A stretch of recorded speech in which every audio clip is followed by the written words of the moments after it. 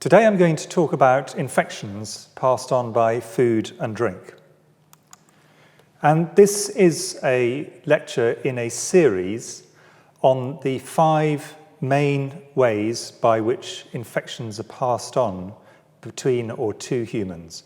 And the reason that's important is if you understand the route of transmission, then you can work out a way of combating the infection, stopping it spreading.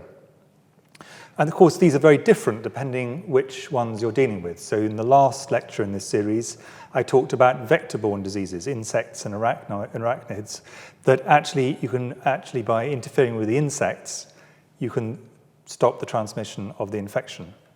Today, I'm going to be talking about one of the commonest routes of transmission, and that's the oral route, almost entirely by food, water, and other drinks. A point I will make repeatedly through these series is that for almost all infections, there is a dominant route and sometimes only a single route by which they're transmitted.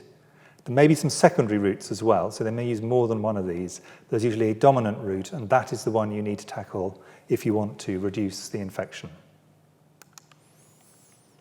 Now, from the point of view of the infecting virus, bacteria, parasite, the oral route is potentially a very good one for an infection to enter the body, and therefore multiple viruses and bacteria have evolved to use it.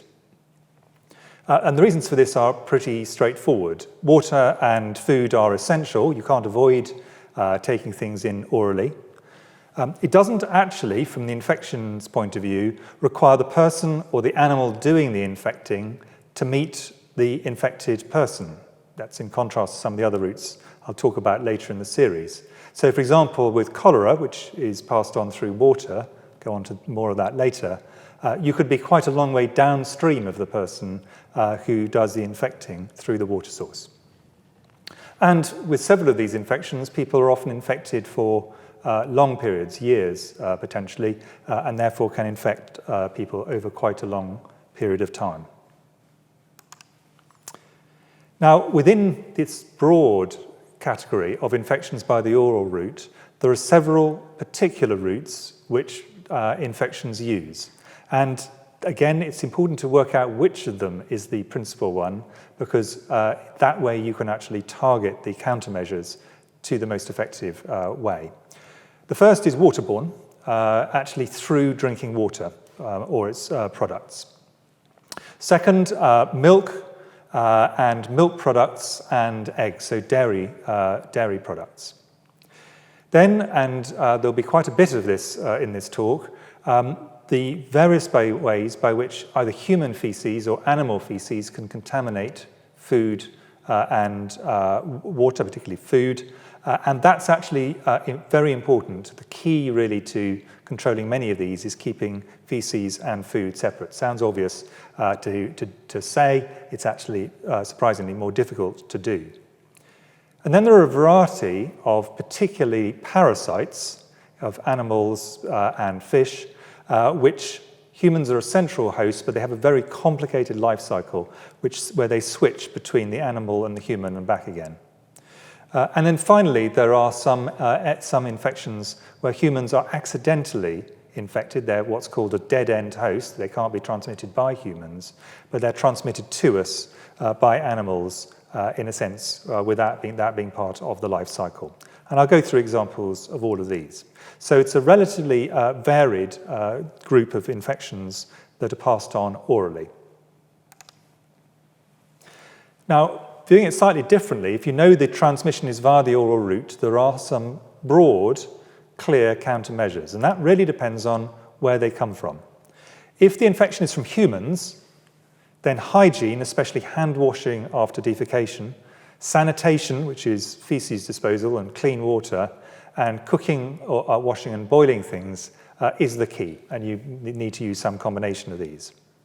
If it's from animals or poultry that the infections are coming, then you need to start at a slightly different stage, animal husbandry and agricultural practices, but you also need to use hand washing when cooking and cooking meat. So those two come up repeatedly. And if it's from fish, then cooking and freezing are essential. So there are a variety of things you can do very broadly as countermeasures. But as I'll come on to, the majority of the ways that we deal with this are in fact not medical interventions in the ordinary sense. Because for the oral route of infection, engineers, farmers, food handlers and cooks are far more important to interrupting the transmission of infection than doctors. And that's been true for millennia. And there are some of the ways that they can contribute. Let's start off with the engineers. Clean water technology has been central to keeping infections, particularly waterborne infections, down over centuries. And I've given an example here of the Pont de Garde in France, a Roman aqueduct taking water from one place to another. Sewers are really essential. We don't think really much about them, but in the pre-sewer era, it was much more common that human feces would get into water and into food and therefore lead to chains of transmission. And cooking and chilling and freezing technology, refrigeration and cookers of different sorts, are also essential. So that's some of the things that engineers have contributed. And then on the food handling side, hygienic animal husbandry has really changed the way in which many infections are passed between animals and therefore on to humans. Identifying and isolating diseased animals is very important so they don't get into the food chain, and maintaining a hygienic and cooled food chain all the way from field to fork. So these are the kinds of areas which have led to a very significant improvement in infections passed on by the oral route. I'll start off with water. And here I think it's important to use I'm going to use a rather old-fashioned, but I think useful notation, the comparison of waterborne diseases and water-wash diseases. Waterborne diseases are infections that are passed on in the water you drink. So you drink water or its products, and you catch the infection from the water. Water-wash diseases, and these overlap, are diseases that are passed on because people don't have enough water to wash their hands after they've been dealing with dirty things or have been defecating themselves. And if they don't have enough water, that can lead to a variety of possible oral infections. These tend to cause diarrheal diseases, cholera, typhoid, polio, the parasite Cryptosporidium and Giardia and others can be things which are passed on by water. You drink a glass of water and if it's contaminated, you could catch one of these. And then the water-wash diseases are where lack of water leads to reduced hygiene or sanitation, and a whole variety of diarrheal diseases are passed on this way. Now, the archetypal waterborne disease is cholera. It's endemic, that means it's there in low levels along all the time, especially in the deltas of the Indian subcontinent. But when it gets into human populations, it can cause massive diarrhea in individuals and in populations. And someone can pass out several times their body weight in fluid if they actually catch an infection and therefore die of really severe and rapid dehydration. Historically, there have been 7 major pandemics. The first one started that we know of in 1817. The 7th started in the 1960s and is actually still ongoing. And over that time, tens of millions of humans have been killed by it. And if we go back to probably the most famous epidemic in England, there have been many others in other places, the 1854 London epidemic, mortality rates of up to 12% were seen. So this killed a lot of people. Famously, in this epidemic, John Snow, one of the first real epidemiologists, mapped cases onto certain water companies and famously onto the Broad Street pump. And this is a slightly coloured up version of the map he did, showing where the pump, which is the epicenter of a particular cholera outbreak, was. And he rather theatrically removed the handle of the pump. But actually, probably more importantly, was he demonstrated that depending on which water company supplied your water, you would end up with a much greater or lesser risk. And this is to do with where they were taking their water supply from. And he showed this in this map, for example, he compared the Lambeth Water Company in red, where there were 5 deaths per 1,000 households, with the Southwark and Vauxhall Company, where there were 71 per 1,000. And that was because the Vauxhall one was taking water from contaminated sources in the River Thames. And that was leading to people dying of cholera as a result. So this is a clear demonstration that it was transmitted, and that it was transmitted via the water. With that insight, the key to combating these waterborne diseases is engineering. Because, crudely, you need to separate human feces from water. If you can do that, these chains of transmission will cease on human-to-human transmission. And therefore, you need provision of sufficient sewage and sewage treatment.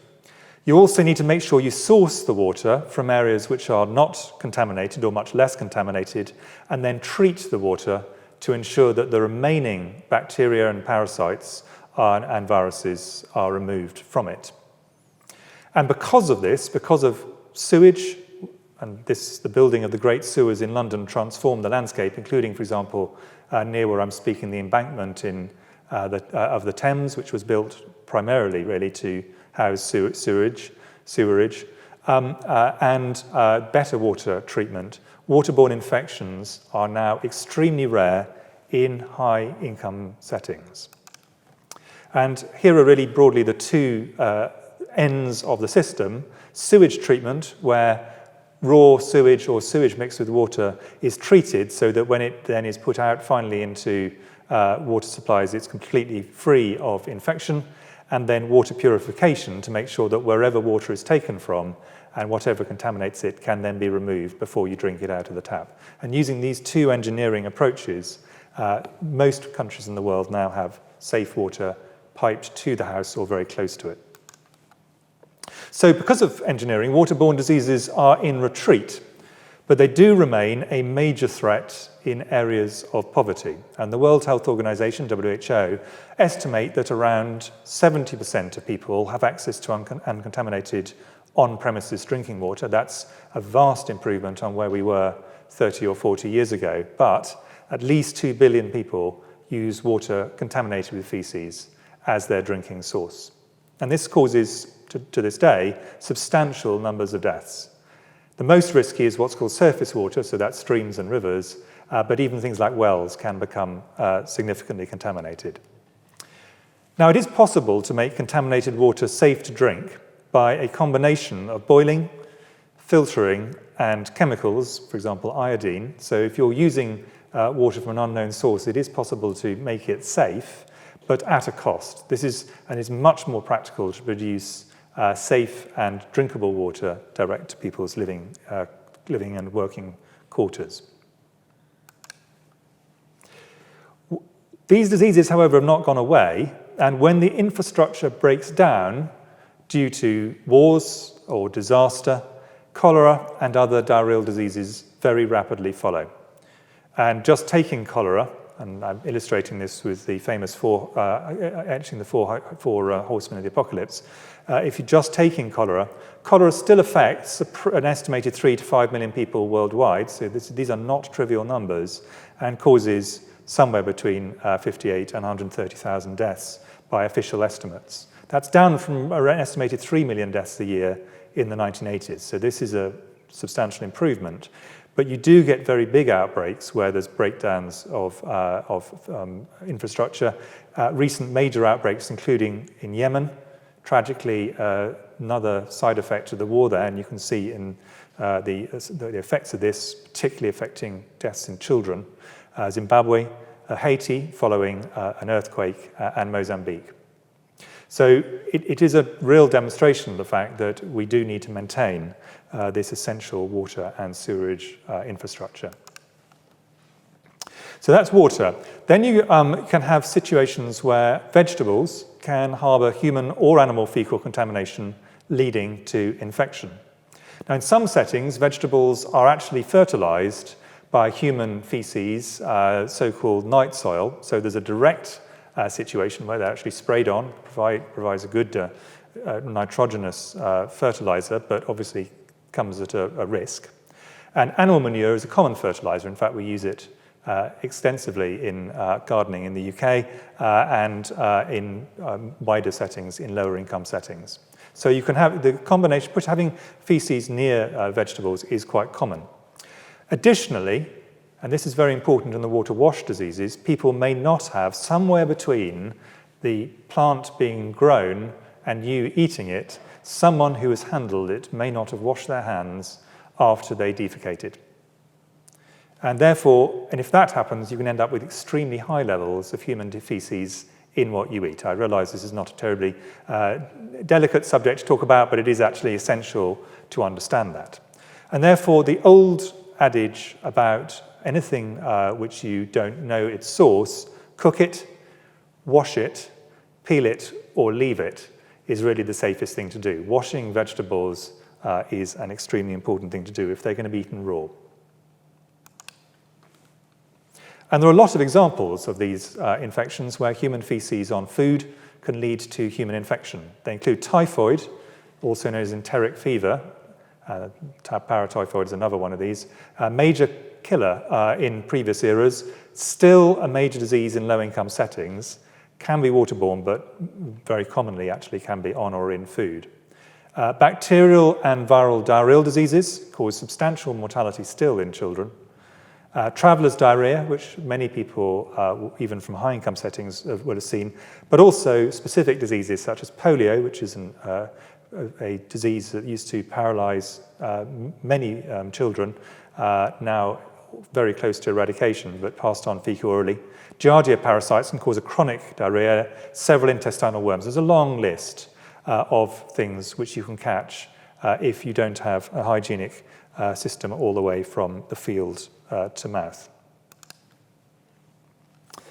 Some of these infections can go on for a long time, and therefore the person who's got them can remain infectious to other people for long periods. And some of the fecal infections are infectious only for short periods. Some of the really severe diarrheas, for example, they literally get spurted out all over the place, and that's the way they get passed on. But others, people can have them chronically for long times, constantly excreting them. The risk is particularly high in people who are not hand washing and at the same time are preparing uncooked foods. So that's the big risk. And it includes several parasites and typhoid as an example. You can treat people, and that will stop their infectiousness, but in the period when they are infected, they can cause problems for other people they're preparing food for.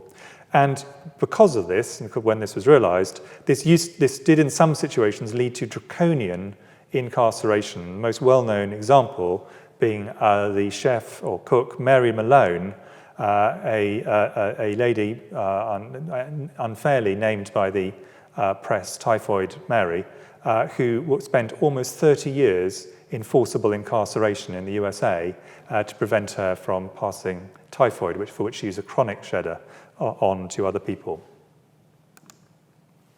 Fortunately, that is in no way necessary now due to a combination of hygiene, cooking, and treatment.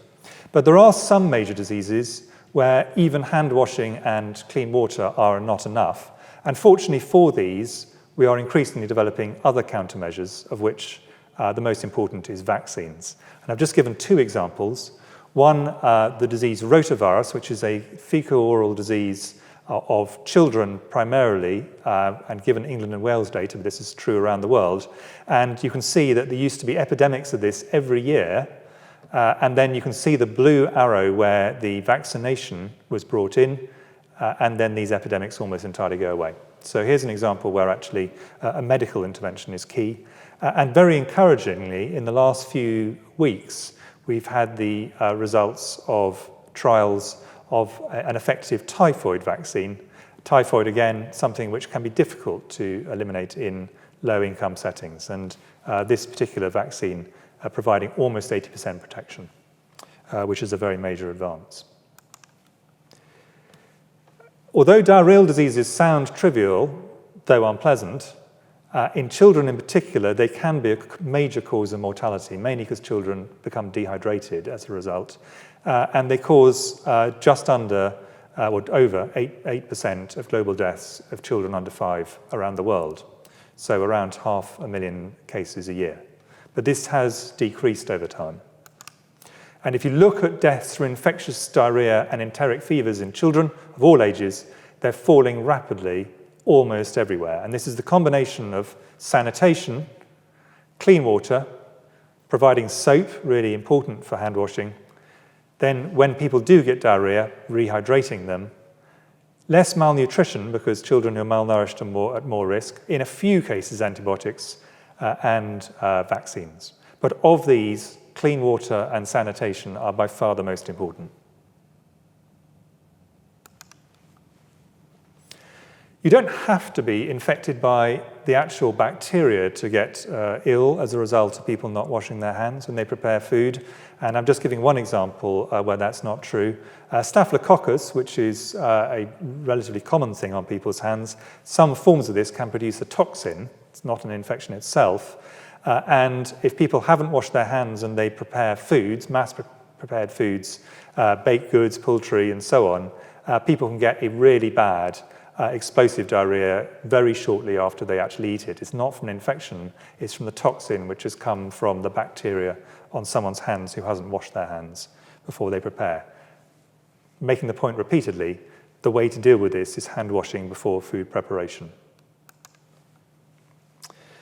Not all of these fecal-oral things are infections of the gut, and fecal-oral viral hepatitis is an example. There are two important examples. There's hepatitis A, very common worldwide, and the rarer but more severe hepatitis E.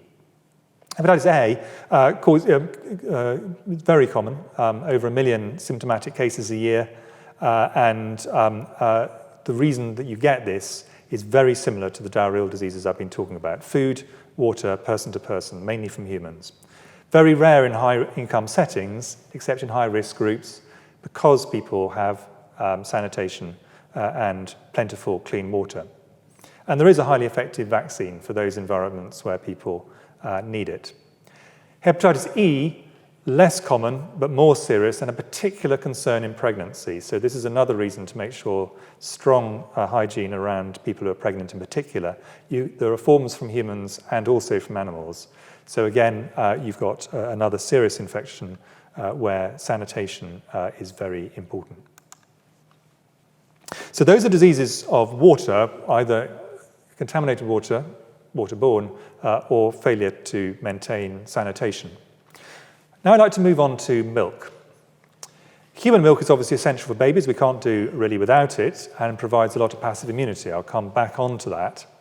But in almost all cultures, animal milk and milk products are central to some parts of the diet. This may be drunk milk, or it might be products like cheese or yogurts. Mainly from cows, also goats, sheep, camels. There's a variety of different things, but cows are obviously the most common globally. Milk is the principal route of transmission of some infections from cows, and the two most important of these historically are brucellosis and bovine tuberculosis, so a slight variant of the human tuberculosis.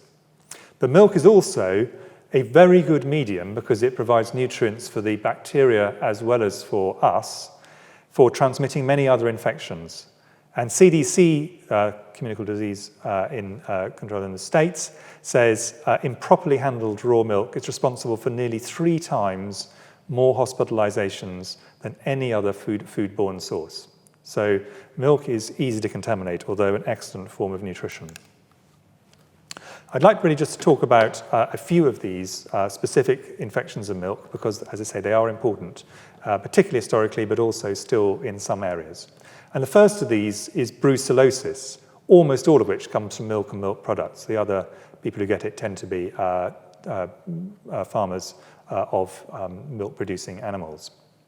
It can cause a chronic, debilitating disease, goes on for a long time, can affect the bones, joints, reproductive organs. It's an unpleasant infection to have. The great majority of the infections is from milk, although it can also be occupational or sexual occasionally. It used to be very common worldwide, and in some areas, including the UK, the majority of cattle herds are affected historically. A combination of good animal husbandry, so managing cattle in an effective way and an animal vaccination program has meant that brucellosis in high-income settings is now extremely rare, and it's mainly from goats, actually, in particularly the Mediterranean area. Major General Sir David Bruce is the person after whom this is named and did a lot of the work to look at this very formidable man, as this photograph, I think, probably implies. A second infection from cows, which used to be extremely important in the UK, still is in some other countries, is tuberculosis, but the cattle form of it, bovine tuberculosis. And this comes from drinking milk. So this is different from human tuberculosis, which is spread by the respiratory route as a lung disease. This is one that is ingested with milk. It's excreted in the milk when the cows have the TB, tuberculosis, and it can cause problems in the gut and in other parts of the body. It was very common. So in the early part of the 20th century, around 1,600 children a year were estimated to die from this. Many more caught it and had significant illness for prolonged periods. Animal husbandry, good management of animal herds, dairy herds, reduces it, but it's proved more difficult to eliminate than brucellosis. And in part, actually, that's because we don't have a highly effective vaccine. And if you look at bovine TB in the UK, it has actually increased over the last decades. And what you see in the maps from the top left all the way through is the spreading of bovine tuberculosis in England. So it's in the cattle. So why is it not in the humans? And the answer is pasteurisation. Pasteurisation of milk is highly effective at preventing TB, brucellosis, and many other infections. And it also means you can extend the shelf life of the milk quite significantly. Before pasteurisation, it would last much longer, shorter period of time. And here's a list of just some of the diseases which used to be passed on by milk before it was pasteurised. The current pasteurisation process is very short. It heats to just over 70 degrees for at least 15 seconds. And the compulsory pasteurisation of milk to protect children in particular from these serious infections was really what led to them going away. But it was when it was brought in stages between the 1920s and 1950s, very controversial. And if you read the Hansard reports of debates in Parliament about this, you find there's really quite serious debates around this. And despite over 65,000 people dying of bovine TB alone between 1912 and 1937, there was a very strong lobby against pasteurisation made up of parts of the dairy industry, usually the top end, who their selling advantage was having what was seen as high-class, clean herds, and people who were philosophically opposed to pasteurisation because it was interfering with nature or a variety of other reasons, which seemed very surprising to put against very large numbers of children dying. But that was the debate that was had at that stage. But pasteurisation was brought in, and it has been transformational. There are some milk products which are difficult to produce when pasteurised, and as a result of that, they're still available. They include some traditional cheeses and some yogurts. Now, the process of making cheese and yogurts does actually kill very many bacteria, partly through acidification, changing the pH of it, but not all of them. And in particular, some soft cheeses from unpasteurised milk are a risk to more vulnerable people, such as the very immunosuppressed. So they need to be much more careful about eating these than most people do.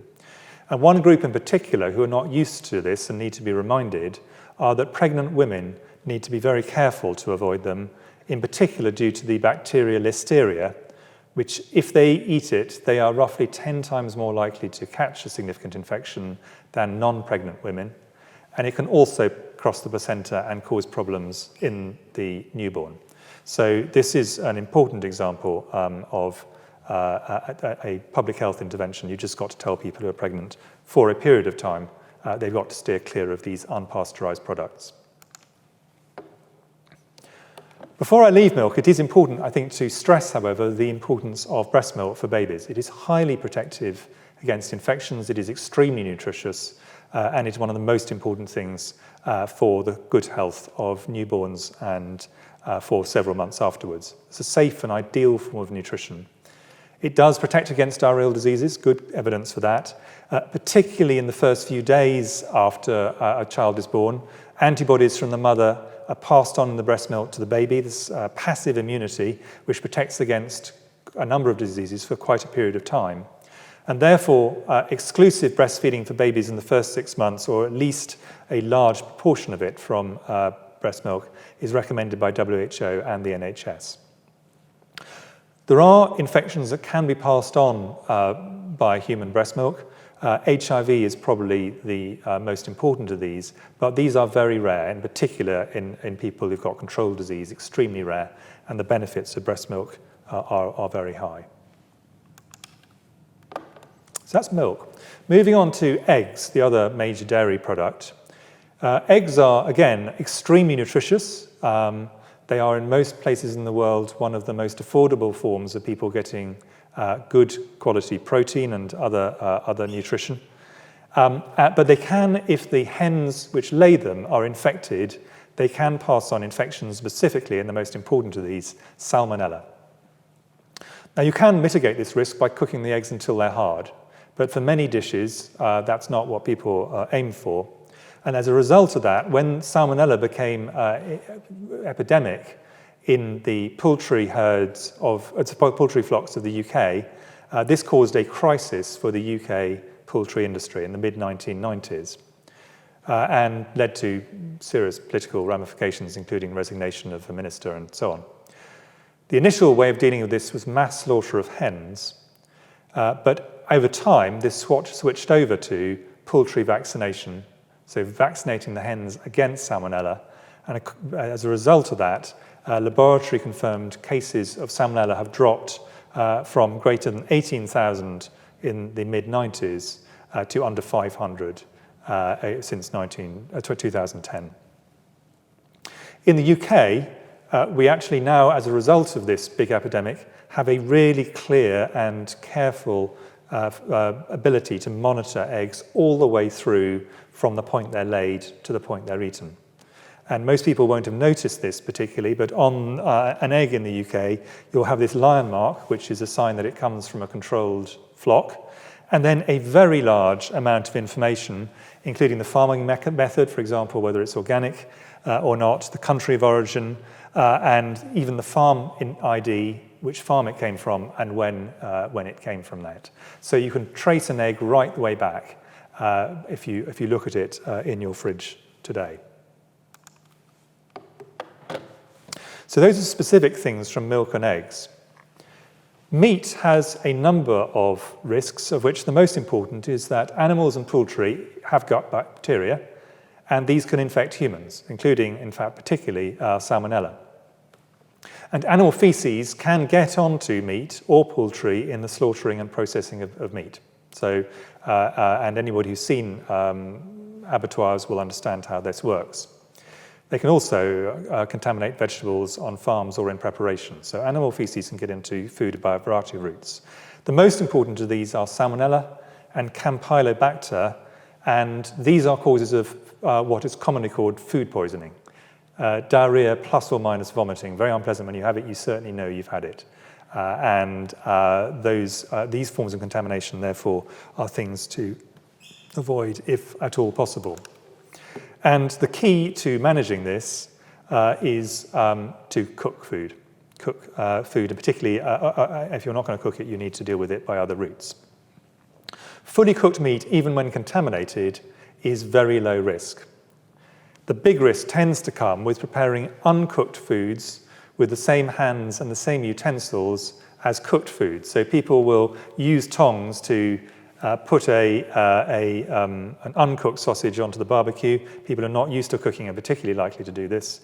They often take the barbecue as their area of speciality, and then they use the same product to take the cooked things and serve it onto someone's plate, and therefore the contamination can be passed on even though something has been cooked when you look at it. So this is a classic way to achieve cross-contamination. But it's really important that people keep cooked food and uncooked food separate and wash hands between handling them. Finally, before I move on to some very specific infections which have a particular life cycle, another contribution of engineering. Refrigeration and freezing have massively extended both the period by which you can keep food, so they make it much easier for people to shop only a few times over a period of time rather than having to do it daily for fresh food. So they keep things longer, but also importantly, they substantially slow the expansion. If there is a bacteria on your food, it'll expand much more slowly if it's refrigerated and more slowly still if frozen. So it's very useful pre-cooking. And then if you're going to eat something after a period of time post-cooking, you also want to refrigerate it to reduce the risk that any bacteria that are there can get there in high numbers. Now, freezing has an additional benefit, which is some particularly parasites can also be killed by it. So if you're going to eat uncooked meat, one very important thing you can do is freeze it for a period of time, and that will kill parasites. I'll come on to some of these, and that makes it safe to do. I'm now going to just give some examples of some parasitic infections. I could have chosen another, but I'm choosing parasitic infections, which have an extremely complicated life cycle that depends on you eating a particular form of meat or fish. And I'm going to start off with the beef tapeworm. A beef tapeworm, rather unfairly called beef tapeworm, is actually a human tapeworm. The tapeworm lives in humans, can grow in us up to 20 meters, so you really notice it when it comes out, and live for up to 25 years. And during that time, the person who's got it will be shedding eggs the whole time from the tapeworm. If their feces gets into a field where cows are eating, the cows eat the eggs, and the eggs then lead to infection of the cows, and cysts occur in the muscle of the cow.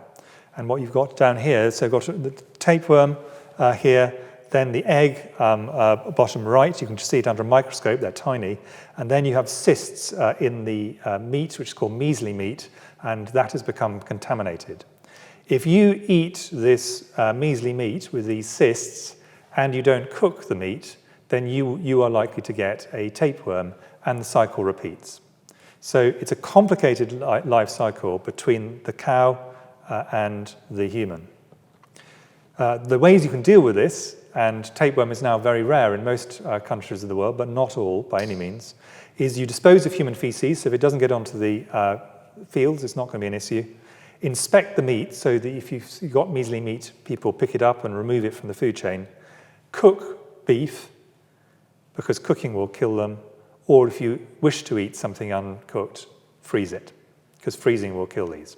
So there are varieties of ways, and if you do that systematically, tapeworm will die out, as it has in most of Europe, for example. Pork tapeworm has a very similar life cycle to beef tapeworm, except the cycle is between humans and pigs. And humans, again, excrete the eggs, feces eat, but the difference here is that pigs will eat human feces out of choice, rather than just because it's on their grass. And that goes onto cysts and muscles, and undercooked meat completes the cycle. Now, pigs live close to humans, and they often eat human feces. In fact, there were quite a large number of areas of the world where pig toilets were common, where actually there was a toilet put above a pigsty so that it disposed of the feces, good thing, and the pigs had something to eat. But of course, that makes the cycle a lot easier to complete. The problem for us is not getting the tapeworm. The tapeworm itself does little more than cause psychological distress when it comes out, but that the eggs, which are meant to infect the pigs, can also infect us. And we can then get cysts, and the most important ones, although we can get them in the muscle and various other areas, is when we get cysts in the brain. And this is actually quite common in pig rearing parts of the world. And what I have here on the right is a CT scan, a scan rather, of a brain which has got cysts in it from someone who's eaten the eggs from human pork tapeworm. And the reason that's important is this can lead to epilepsy. And in fact, this thing called neurocysticercosis, neuro because it's in the brain, cysticercosis because it's from the cysts, is one of the commonest causes of epilepsy worldwide. So getting rid of these tapeworms is absolutely more than just a matter of convenience. It's a matter of reducing significant disability for some people. It's not just cows and pigs which have a cycle. And here I'm doing a slight crossover, fish tapeworm. So the fish tapeworm that I'm talking about, humans are one of the hosts that they can use, but bears, dolphins, and other carnivores, anything which eats raw fish, potentially, as a mammal, can potentially be a host for this. And this is a more complicated cycle. The feces that we have, defecation gets into the water. It infects crustacea, which are tiny swimming creatures, and they're eaten by small fish, and then the small fish are eaten by large fish, and then the large fish are eaten by us. So this is a very complicated cycle that has to go round. We catch the tapeworm if we eat the fish either raw or very lightly cooked or very lightly pickled. Those are the classic ways to do so, and I think you can all think of dishes where that potentially is a risk. The two ways you can make sure you don't catch this is freezing, which will do this if it's prolonged, or cooking, and these will kill the cysts before you eat them. So those are things that occur in the gut, and then there are a variety of parasites with a very similar kind of approach, where the oral cycle occurs, but causes problems in the liver. And these are liver flukes, a flat leaf-shaped worm in at least some cases. They live in the bile ducts of the liver, some of the ones that I'm talking about, and they're important because they can cause liver or bile duct cancer. In these ones, eggs are excreted by humans. Eggs from these are excreted by humans, eaten by freshwater snails, and then the parasites swim from the snails, infect fish, and we eat the fish. Again, we don't cook them, and the cycle goes around.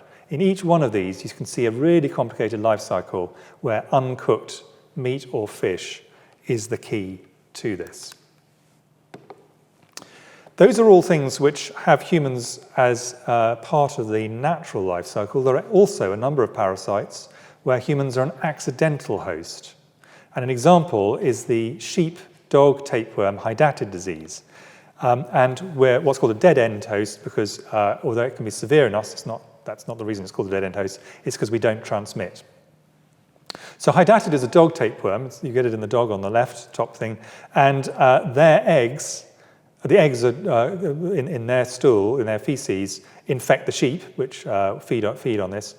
If the sheep then die and the dogs eat the sheep, then the dog will catch the tapeworm and the cycle goes round.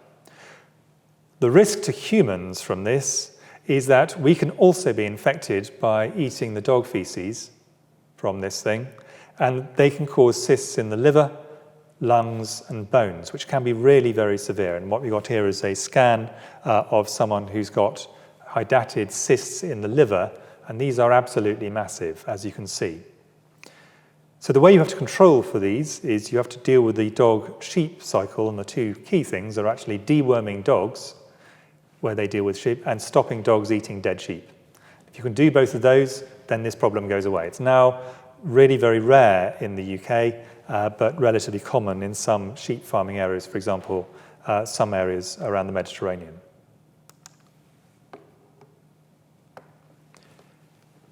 And then you have some really quite varied infections, and I'm just going to choose one as an example, which can come from a whole variety of different animals where we are accidentally infected, but because we're accidentally infected, the worms or parasites can get into very dangerous places. And examples of the kinds of things I'm talking about: eating uncooked fish, particularly eels, frogs, snakes. These are not things that most people would eat under ordinary circumstances, but almost any meat you eat, you might be infected by an accidental parasite. It's not intending to get into you, you're not part of its life cycle, but it does anyway. And the problem with these is they can actually behave in a way which is extremely unpleasant. So for example, this infection, Nasopharmosis, can cause very bad pain as it moves through the body, and it can invade the eye or even the brain, and that can be really problematic. The way to deal with this, a cracked record on this, is cook food. Marinating is an alternative. So my summary of all of these is if you eat a meat you don't know, don't eat it undercooked. And there's a whole list of different things you can catch parasites from. I've just listed some of these. I'm not trying to argue that people shouldn't eat sort of exotic foods, by which I simply mean foods that most people wouldn't normally eat under ordinary circumstances. But if you do so, please do cook them. Finally, before I summarise some areas, something which is not exactly an infection under the ordinary, in the ordinary sense, but is very important and is passed on orally, and that is prions. Prions behave like an infection, but actually they're a misfolded protein, so they're not an infection in the ordinary sense of the word. And the ones that we worry about can cause, both in humans and in animals, neurological disease, including really some very severe neurological diseases. And they're transmitted orally. There are several. An example, for example, that's common in the UK, doesn't affect humans, is something called scrapie, which is a prion disease of sheep, and it goes around a sheep cycle. The reason these are important, or one of the many reasons these are important, is that they're very difficult to denature or sterilize by conventional cooking or disinfection. So in contrast to everything else I previously said, where a combination of hand washing, sanitation, and cooking will get rid of virtually all the serious risk, these are much more difficult to deal with by that route. It was first discovered in humans in an infection, in this prion condition, kuru, and this was transmitted in traditional cannibalistic rituals that were done to respect the dead person, but they were eaten by relatives and neighbours. And this led to the ability to actually pass on a human prion between people and led to a very unpleasant neurological disease, kuru. So that's how these were first discovered, because they weren't a conventional infection.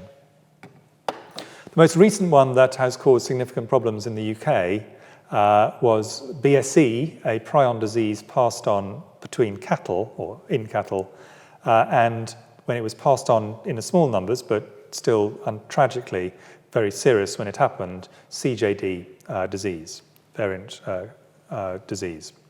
So BSE epidemic spread in the UK cattle probably initially because they were given animal feed that was from other animals rather than plant food, which is obviously what their normal cycle is. And there was a substantial epidemic of BSE, which you can see at the top there, over time. And then subsequently, and this is the bottom line, a mercifully small, but still, the people involved, awful disease, where people were caught this prion disease from beef. Once it started, almost universally fatal, this condition, and people die an unpleasant neurological death. So this is an example of something where we really have to control it in the animal source. The conventional route by which we control most food-borne diseases, freezing or refrigeration, hygiene, cooking, are not sufficient. So I'd now just like to bring this together by talking about the various routes by which we can all, as communities, reduce the risk of these potentially very common oral transmitted diseases. And the majority of quite a large number of them, particularly the waterborne diseases, the key to them is engineering them out. Many of these infections used to cause massive epidemics. They now hardly have any risk at all in high-income settings. So the provision of sewerage, ample clean water has been transformational. And therefore, whilst individual outbreaks can occur, and they still occur every year, major outbreaks are very rare, out with disasters. The people who have been responsible for this have tended to be the state, by insisting on things for clean water and provision of sewage, and very large businesses. So this is something which, in a sense, most people don't think about, is provided for them, and people just don't think about the fact there's a huge water treatment and sewerage system underpinning the ability to live, for example, in large cities. The second group of things we can do are around farming and food handling in the commercial sector. So good animal husbandry reduces the chance of infections which can spread to humans amongst flocks and herds, and therefore that's a very important first line of defence. Professional abattoirs, clean refrigerated food chains, clean and refrigerated shops are really important. The initial washing of vegetables, which occurs, most things you can buy in high-income settings will have been washed at least once between the time that it is harvested and the time that you buy it. Most people should be recommended to wash a second time. For vegetables and fruit, when you are likely to eat them uncooked, and those help to keep them free of feces all the way through the food chain. And this is mainly the responsibility of multiple small and some large businesses, farms, food distribution companies, shops, food shops. But the state does have a role, and has had a role for centuries, in inspection of food and in regulation. And many of the regulations have their origins centuries ago.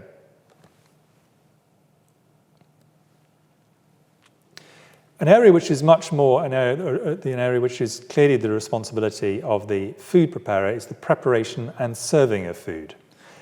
Keeping food refrigerated until use, hand washing after toilet and before food handling, you need to do both, and after raw food handling. These are the really critical elements. Washing uncooked food, cooking thoroughly where it's available, and keeping refrigerated afterwards. All of these are simple things. Most people do them just as a matter of course without thinking about them, but this is actually not how historically we used to prepare food, and that's the reason why these rates of these infections have gone down. Out of the home, these are the responsibilities of small companies and chains, and when there are outbreaks, the state will map the outbreaks and trace them back to the company from which they came. And that's true, again, around the world. But most cooking, of course, is done at home, and that's the responsibility, therefore, of the person preparing food for their families. So in summary, overall, I've talked about the oral route of transmission, and it has historically been massively important and still is very important, particularly in lower income settings, but it is true important everywhere. Waterborne diseases, things that you catch if the water is not treated and sewage is not disposed of hygienically. Milk and other dairy products. The fecal-oral link between humans, which you can get on food from humans if there isn't sufficient hand hygiene and good feces disposal. Contamination from animals, and that's the reason for making sure that, that both vegetables and meats are clean and or cooked. And then various parasites of different sorts, where humans are a central host and a few where humans are an accidental host. But all the way through this, the point I've wanted to stress is the way we control the orally transmitted infections is not primarily the role of medicine, but the role of those involved in engineering, food handling, and cooking. Thank you very much.